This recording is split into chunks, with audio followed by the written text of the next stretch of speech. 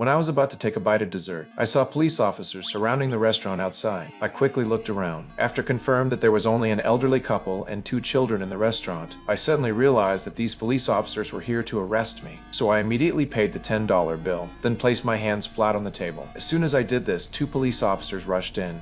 Police! Don't move! Don't move! Don't move! Don't move! Although taking down these 2 police officers would have been easy for me, but I chose to surrender obediently. This wasn't because I was cowardly, but because I was new to this town. And after I was taken back to the police station, the female police officer wanted to register my identity, but I didn't say a word and just silently observed the layout of the police station. This made the chief very angry. He immediately said he would teach me a lesson. At that moment, a black detective walked out. He seemed like a reasonable person. After taking me to a meeting room alone, the detective told me that a murder had occurred in the town the previous night. The victim had been shot in the back of the head at close range with 2 9mm bullets. After the murder, the killer not only picked up the shell casings, but also beat the body violently for a long time. Finally, they casually covered the body with a flattened piece of cardboard. Coincidentally, there was a witness this morning who saw me moving around the crime scene where the body was dumped. After hearing this, I remained silent for a long time before speaking up. I don't need a lawyer, because I didn't kill anybody.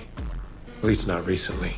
Then I began to help sort out the details of the case. I believe there were 3 participants in this murder case. The first was a gunman who was very familiar with firearms. He was cautious, so he used a silencer and picked up the shell casing. The second was a mentally unstable psychopath. Only such a person would beat the body. The last was a careless coward. Fearing the body would be exposed, he tried to cover it with cardboard, but was so panicked he didn't even notice the feet were exposed. Although the detective agreed with my reasoning, it still didn't explain why I was near the dumping site. I immediately explained that I had just gotten off the bus at the nearby long-distance bus station. As a tourist who had come to this small town out of curiosity, I wanted to pay my respects to a blind blues singer who had died here.